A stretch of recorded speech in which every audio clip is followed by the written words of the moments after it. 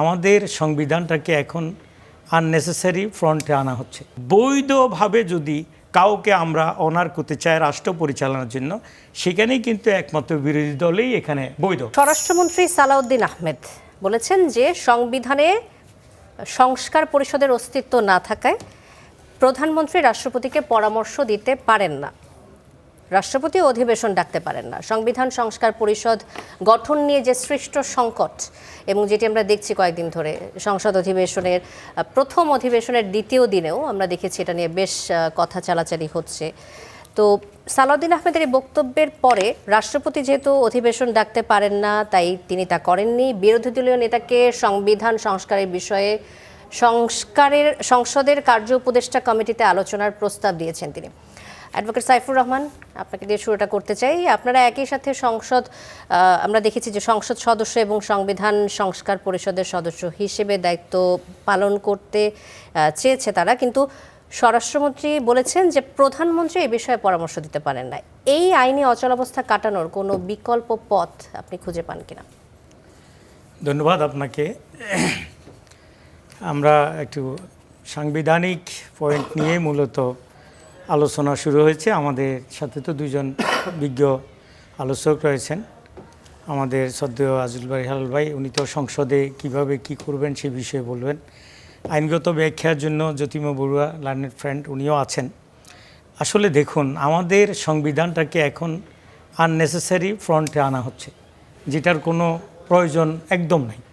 কারণ এই সংবিধান মেনেই কোনো সরকার পরিবর্তন হয় নাই, এবং সংবিধানে যেই ক্ষমতাটুকু দিয়েছে আমাদের সুপ্রিম কোর্টকে, সুপ্রিম কোর্ট কিন্তু রেফারেন্ডামের মাধ্যমে অন্তর্বর্তী সরকারটাকে কিন্তু বৈধতা দিয়েছে। তখন থেকে কিন্তু সংবিধান আর এখানে মূলত কার্যকর কোনো পজিশানে নাই। তাহলে তাই কার্যকর পজিশানে কী ছিল? সেটাই ছিল যে অন্তর্বর্তী সরকার।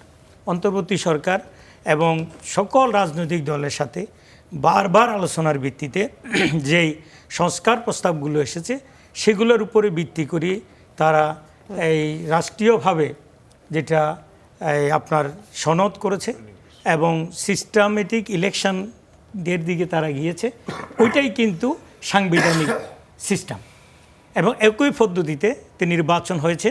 নির্বাচনের পূর্ব মুহূর্ত পর্যন্ত কিন্তু বিএনপি এই কথা বলে নাই যে আমরা এই দুটা পরিষদ মানি না, অথবা এই সরকারের অন্তর্বর্তী সরকার যেই গ্যাজেট নোটিফিকেশান করেছে আমরা এটা মানি না, এবং কোনো কাউকে দিয়ে ওই গ্যাজেট কিন্তু চ্যালেঞ্জও ওনারা করাননি।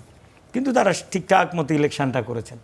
ইলেকশনের এনিওয়ে যে কোনোভাবে তারা যখন এই সংখ্যাগরিষ্ঠতা অর্জন করেছেন, নির্বাচনের রেজাল্টের উপর ভিত্তি করে শপথ নিয়েছেন। ঠিক শপথ অনুষ্ঠানে যাওয়ার পরে জামাত ইসলামী সহ বিরোধী দলীয় নেতৃবৃন্দ একসাথে কিন্তু দুইটা শপথ করেছে আগের সেই গ্যাজেটের ধারাবাহিকতার আলোকে।